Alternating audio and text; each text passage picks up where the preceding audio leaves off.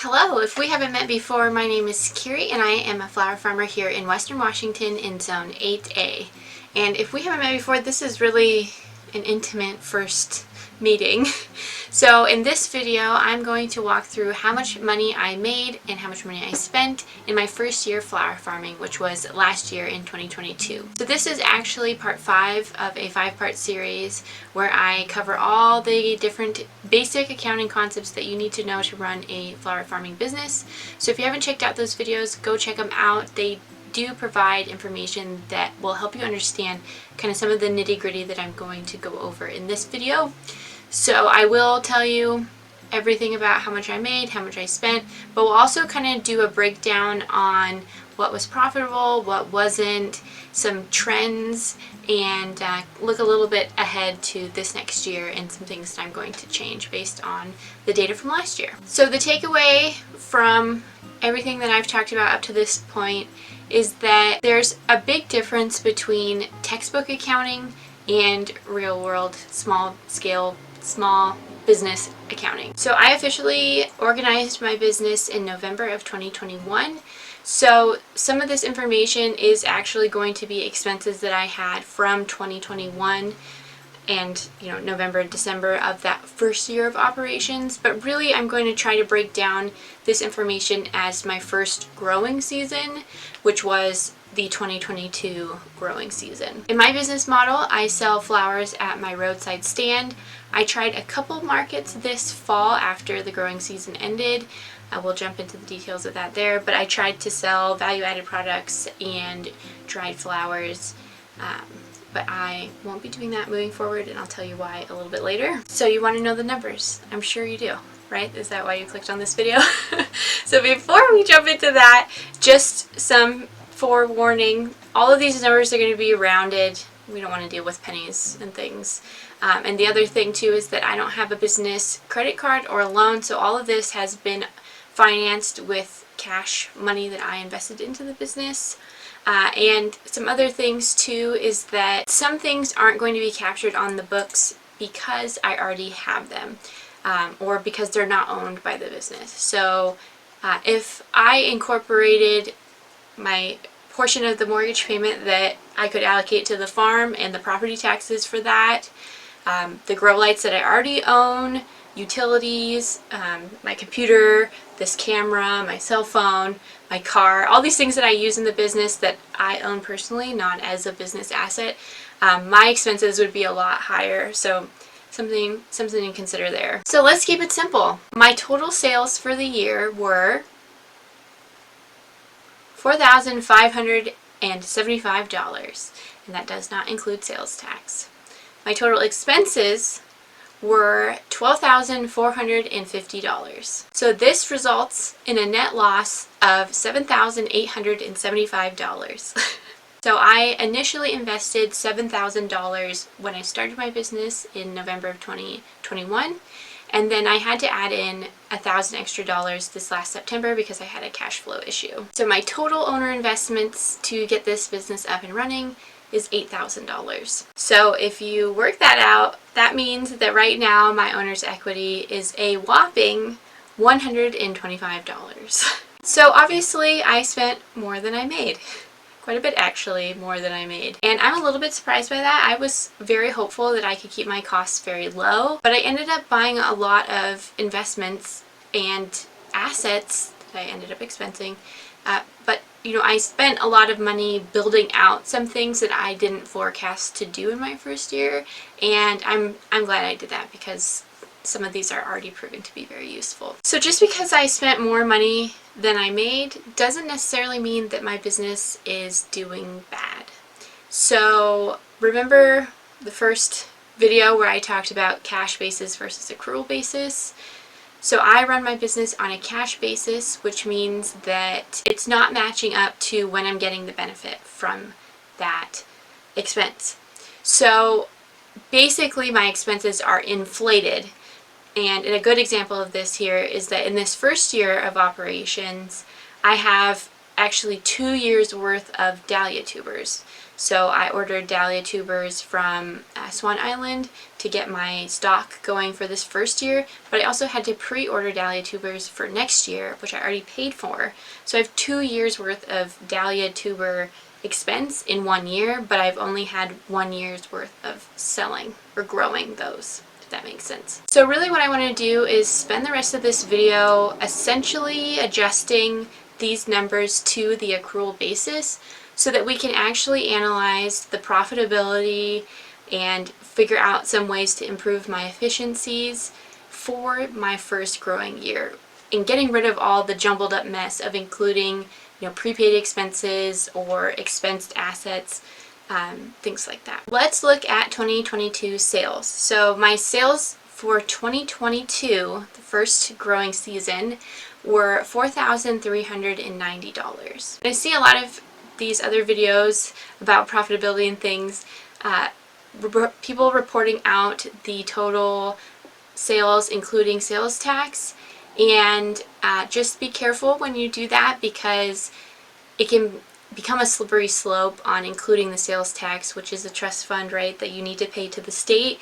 And if you are lumping that in with your total sales, you might start thinking, oh, I have that money to spend, when you actually don't. So this is the amount net sales tax, but if you wanted to do an apples to apples comparison with other farmers who put their numbers out there, the total amount that I collected from customers, sales tax and sale price, was $4,980. We can break that down even further, and my fresh flower sales were $4,017. And then I had 2 people prepay for spring 2023 subscriptions, which add up to $185 net tax, right? So I'm removing that from 2022 total because this is for 2023 flowers. My dried flowers and value-added products accounted for $345 of my sales, and then I sold 1 hat to my friend, so my merch sales were $28. So $4,390, not too shabby for pretty much selling everything at the end of my driveway. And let's look at kind of some of the sales trends here. So most of my sales were in spring, so that was the tulips, pretty much all tulips. So that was where a majority of my sales were, and I was lucky to hit the Mother's Day sale, so that was a really big weekend for me. And then after that, I actually had almost 2 months between the middle of May through the end of June, July, where I didn't have any sales because I didn't have any flowers. So a reminder that we had one of the wettest springs on record, so that really delayed most of my flowers by about a month. So that was a little bit rough. And then I also was closed for a week or 2 in the middle of summer to go visit my family. And then I decided to close my roadside stand at the end of September, even though our last frost wasn't until late October, because I was getting burnt out. So then in the fall I went to those markets, so you can see that there was a little bit of a spike there. So clearly spring is when people want to buy those flowers. So makes sense that, that's where most of my seed expense ends up. So speaking of seeds and bulbs, my total purchase of those for the 2022 growing season was $2,480. And I spent $880 on 1,600 tulips, 250 daffodils, and 50 anemone corms. And then I also had $120 worth of an expense for 30 tubers, dahlia tubers from Walmart and from Swan Island Dahlias. And then I spent $280 on hardy annual and tender annual seeds for the 2022 growing season. The other half of my cost of goods sold for plant purchases was for perennials and woody ornamentals. So I spent $1,200 in total buying woodies, roses, peonies, and started plants, and I am really glad that I did end up buying peonies and woodies this first year. So although I won't really be able to cut on them for a couple years, down the line, that's going to be really worth the investment. I wish I didn't spend so much money on plant starts because I didn't really get a good return on investment on those. Roses are another one that I kind of wish I didn't spend so much money on because they don't love the growing conditions here because it's a little too wet for them, and they don't have the best vase life, so they're not really on brand for me, and they're kind of expensive, but I already have them, so it's a sunk cost here. But that's not the only cost of goods sold that I had this first year. So I had other cogs, such as the craft paper for the bouquets, about 2,000 18 by 18 inch sheets for $95. I also had to buy rubber bands, floral design supplies like vases and flower food. I also got grocery store greenery for Mother's Day. The big other cogs expense was seed starting mix, fertilizer, and 10 cubic yards of compost that I had trucked in and delivered to my house. And moving forward, I definitely see that as an opportunity for somewhere to have some savings. So I'm not going to have compost trucked in again because that was incredibly expensive, although it was useful. I think I have a decent enough system for this next year where I can make my own compost to cut that expense. And the other thing that I'm pretty worried about is contaminated compost. So I haven't had any delivered to my house, but I have heard of other growers and home gardeners getting contaminated compost, which can be devastating for your crops, and you're probably not going to be able to grow for a year or two. And I'm decently worried about that. So that's another reason why I'm trying to avoid that. So in total, my cogs for this first year were $3,447. Not terrible, but definitely room for improvement there. And remember, our goal is 60 to 70%, so definitely room for improvement there. But this next year, I think it'll be better because I won't have to invest so much in woodies and things. No compost expense. Hopefully get better deals on tulips moving forward. There's those other expenses that we have to run a business. So general supplies and materials that I had, like my fertilizer sprayer, gloves, snips, buckets, seed starting trays, landscape staples, all those things accounted for $400 of expenses. I also purchased landscape fabric, drip irrigation, frost cloth, and netting. Netting, frost cloth, I think are super essential. Landscape fabric, drip irrigation, debatable. And then office supplies, like my cash drop box, my Ring doorbell, shelving, stapler, folding tables, that kind of stuff, $530. A lot of these expenses I'm not going to have again. Because these are all decently durable things. Asset purchases that I made for my first year growing include my greenhouse, which was $400. Building materials to build the roadside stand came out to $800. And remember, I was buying the wood during an inflationary period, so I didn't get the best deal on wood because it was terribly expensive when I was buying it, but it was kind of unavoidable. Even though I did use pallets for like half of it, here we are. I also got 8 cubic yards of crushed rock delivered to my house to expand my driveway for customer parking. That came out to $350. Then I bought wood to build more raised beds. I built 8 more, I think. Quite a few more. So that, again, wood was super expensive when I bought it, but here we are, $450. And then we also bought a weed whacker, which was $180. So my total asset purchases for this first year to get myself up and running was $2,180. Okay, another thing that is just essential in my opinion, because if this was in line with my business plan, my business strategy, was to have a strong brand presence and do quite a bit of advertising. So my domain name registration for my website, which I believe is essential for marketing and advertising, is having a nice modern website, but it's also actually technically necessary for me with my roadside stand because I have to have Square Online to be able to do the QR code for people to self-check out and pay with their debit or credit card through the Square processing payment processor. So I have to have the upgraded version of their web hosting or whatever.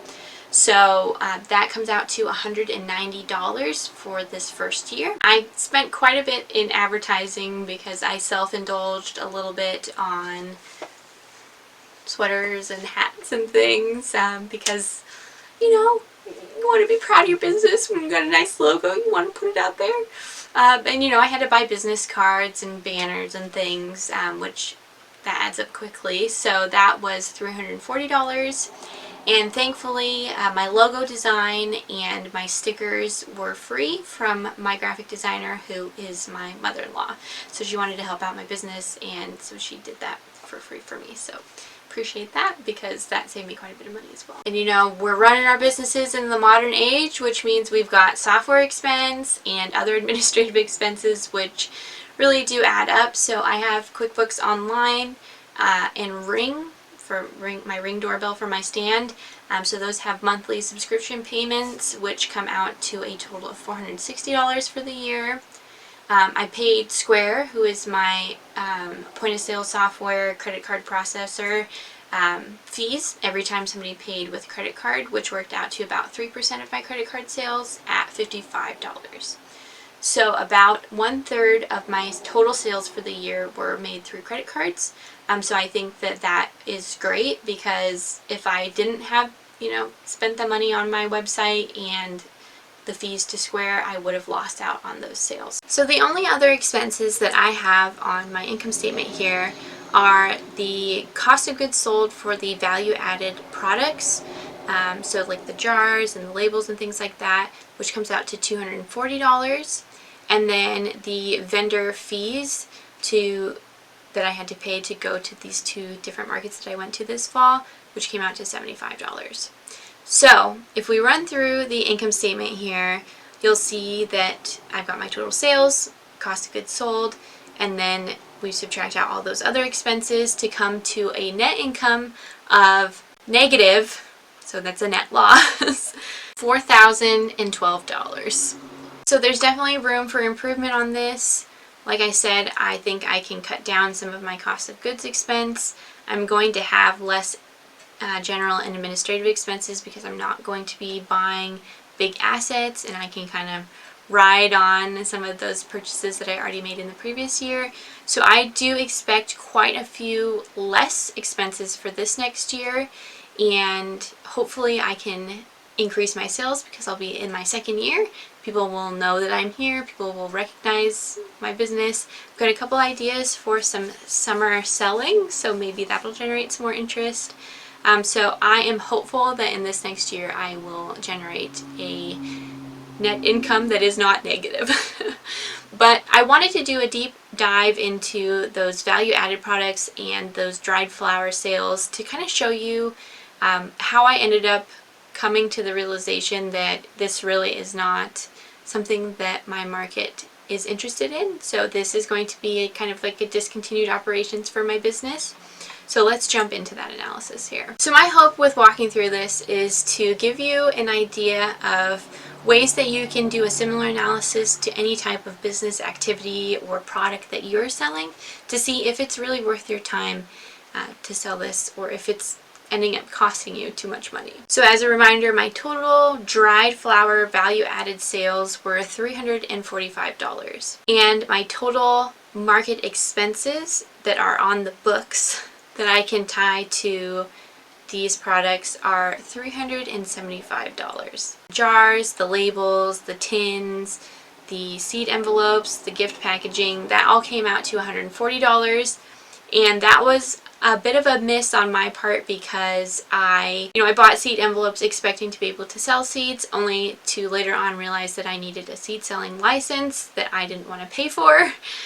So I spent money on, setting up this product and then not actually selling it. So that was kind of a waste, right? I was going to make some calendula salve, but I found that it was way too expensive of materials cost for the beeswax and the oils and then I kind of messed up on, I didn't melt down the beeswax all the way, so it wasn't perfect, and I didn't feel comfortable selling that. Yeah, I ended up not even taking the salve to the market, so, I spent all this money and time trying to make that, and I ended up not selling it. So the sunk costs, we'll call them, for selling seeds and the salves. So the cost that I spent to make those products that I ended up not actually selling totaled $85 of that materials cost. So that's a pretty good portion. So that was a mishap on my part. Then I had to spend some money to get some vending supplies. So I already had tables, the folding tables that I purchased last spring, because I knew that I would need tables, just because flower farmer, you need tables. But I needed to buy tablecloths and signage for those markets, so that totaled $60.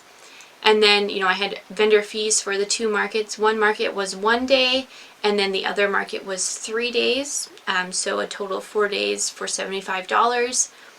So my net loss just on those costs that are on the books came out to $30. And I'm excluding my fresh flower sales from those markets because I went to that market to sell dried flowers, and luckily I had some fresh flowers to sell. So we should consider my labor costs for making these products. So I would estimate that was about 10 hours of hands-on time to make them, but that doesn't include, time to grow or harvest or dry the flowers, which was a decent amount, but it's a little bit difficult to trace that. And the big expense comes from my time sitting at the market to sell the flowers. So that was about 32 hours. And then, we've got a little bit of mileage to drive to the market, right?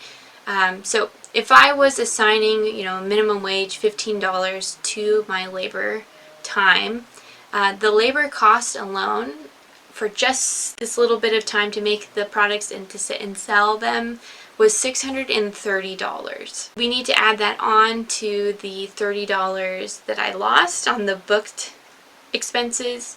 So in total, that's $660 of a loss.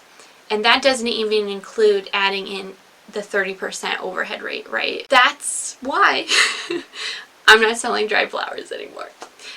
And that's why we're sticking with the hands-off selling approach of selling at the roadside stand, because you're going to have a lot of sales to make it worth your time to go to a market. And you're going to have a lot of product to bring to those markets to even potentially have those sales. So continuing on this trend of trying to account for some costs that aren't on the books, let's look at some more labor that is not tracked.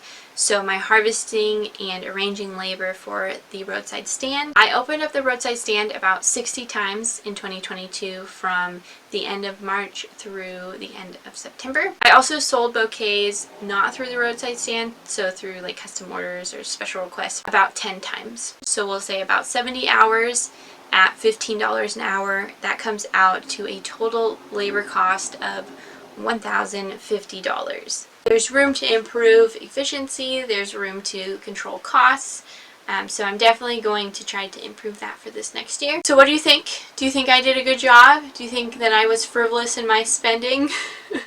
Do you have any ideas for me to improve my sales or things like that? Feel free to comment that down below. And I hope that if you are a flower farmer that you have a profitable year. I am manifesting it for all of us. Thank you so much for watching, and I'll see you next time.